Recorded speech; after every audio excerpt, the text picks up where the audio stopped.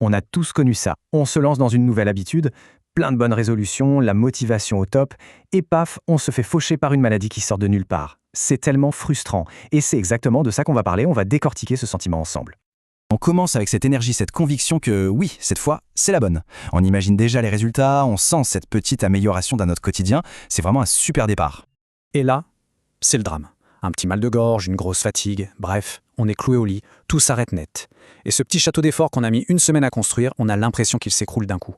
Et avec lui arrive un sentiment d'échec terrible. Alors, regardons d'un peu plus près ce qui se passe dans notre tête à ce moment-là. Ce sentiment, cette envie de s'en vouloir, ce n'est pas vraiment un échec personnel. En fait, c'est ce qu'on pourrait appeler un premier tournant. C'est quelque chose de tout à fait normal et même prévisible quand on essaie de créer une nouvelle habitude. Non, vraiment, cette sensation que tout est fichu, que tout ce qu'on a fait ne sert plus à rien, c'est super courant. L'important, c'est de comprendre que ça n'a rien à voir avec un manque de volonté.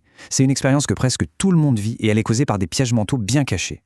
Allez, on va démasquer ensemble les raisons psychologiques qui se cachent derrière cette petite voix qui nous critique si fort juste parce qu'on a manqué une seule petite journée. Le premier piège, c'est celui-là, la pensée binaire, le fameux tout ou rien. On se met en tête que l'habitude doit être parfaite, faite tous les jours, sans la moindre exception. Sauf que soyons honnêtes, la vie est rarement parfaite. Ce perfectionnisme, au final, il nous prépare plus à l'échec qu'autre chose. Voilà exactement ce que ça donne dans notre tête. Un seul jour de repos forcé et tout de suite on se dit « ça y est, tout est fichu, j'ai tout gâché ». On jette le bébé avec l'eau du bain, comme on dit. Alors qu'en réalité, on a juste fait une petite pause bien méritée. Le deuxième piège, il est carrément câblé dans notre cerveau. C'est ce qu'on appelle le biais de négativité. C'est un vieil héritage de nos ancêtres. Pour survivre, il valait mieux se souvenir de la fois où on a failli se faire manger plutôt que des 100 fois où tout s'est bien passé.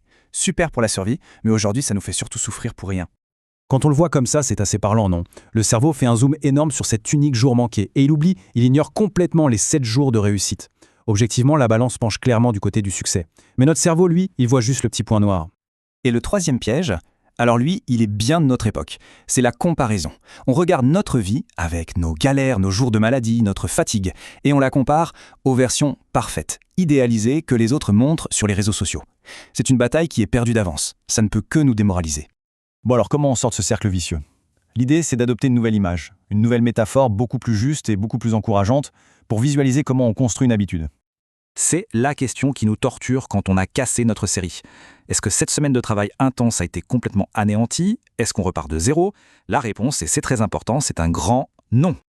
Imaginez que former une habitude, ce n'est pas comme suivre une ligne droite. C'est plutôt comme monter un escalier en colimaçon. On tourne, on a l'impression de ne pas avancer, mais en fait, on continue de monter. Tomber malade, ce n'est pas retomber tout en bas, au rez-de-chaussée. C'est juste faire une pause sur un palier pour reprendre son souffle. Les cédores de succès, ils sont bien réels. On est sur la 7e marche, point. On entend souvent ce chiffre magique, 66 jours. Ça vient d'une étude célèbre et ça dit qu'il faudrait en moyenne 66 jours pour qu'une habitude devienne automatique. C'est vrai que ça peut paraître une montagne, surtout quand on est bloqué au jour 7. Mais ce qu'on dit moins souvent à propos de cette même étude, c'est que la réalité est bien plus nuancée et bien plus encourageante. En fait, pour les participants, ça allait de 18 à 254 jours. Et le plus important, c'est la conclusion de l'étude. Manquer un jour ou deux n'a eu aucun impact à long terme sur la réussite. C'est prouvé scientifiquement, une pause ne remet pas du tout les compteurs à zéro. Ok, la théorie c'est bien beau, mais concrètement, comment on fait pour se remettre en selle après cette pause forcée? Surtout comment on le fait en douceur, sans se brusquer? Voici 4 stratégies simples et efficaces. D'abord, la priorité absolue, c'est de guérir. Le repos, ce n'est pas de la paresse, c'est un investissement. Ensuite, un peu d'autocompassion. On arrête de se blâmer et on se parle avec gentillesse, comme on le ferait avec un ami. Troisième idée, la règle des 2 jours. L'objectif change. Ce n'est plus ne jamais manquer, mais ne jamais manquer 2 fois de suite. Ça change tout. Et enfin, pour redémarrer, on vise un pas de bébé. Un truc ridiculement simple. Le but, c'est juste de remettre la machine en route, pas de faire une performance. Et pour ça, il y a un outil vraiment surpuissant. C'est le plan si, alors. L'idée, c'est de profiter de cette expérience pour anticiper.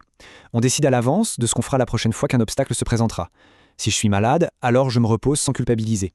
En planifiant ça, on élimine le stress et la culpabilité au moment où ça arrive. C'est super efficace. On arrive à l'idée finale, celle qui, je pense, peut vraiment tout changer. L'idée que la résilience, la souplesse, est bien plus précieuse qu'une volonté de faire rigide. La métaphore de l'arbre est parfaite pour ça. Imaginez une tempête. L'arbre, très dur, très rigide, qui refuse de plier, il finit par casser. Alors que le saule, lui, est souple. Il plie avec le vent, il accompagne le mouvement, et une fois la tempête passée, il se redresse.